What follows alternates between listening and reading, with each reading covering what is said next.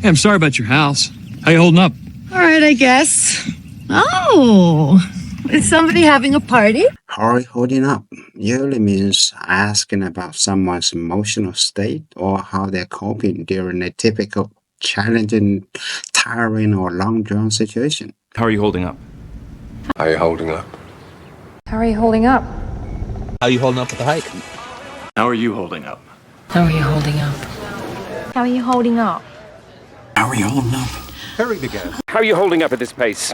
So, how are you holding up? So how are you holding up?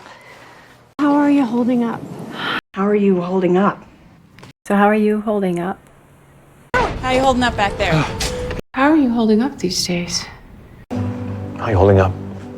How are you holding up, my brother? How are you holding up with everything? I thought I'd come in and say hi and see how you're holding up. You look so, So, how are you holding up? How are you holding up in that big, empty house of yours? Similar expressions include how are you coping, which directly inquires about how a person is dealing with a tough situation. How are you coping? How are you coping with all of this? And how are you managing, focusing on the practical and emotional ways while handling things. How are you managing, Mr. Johnson? how are you managing down there?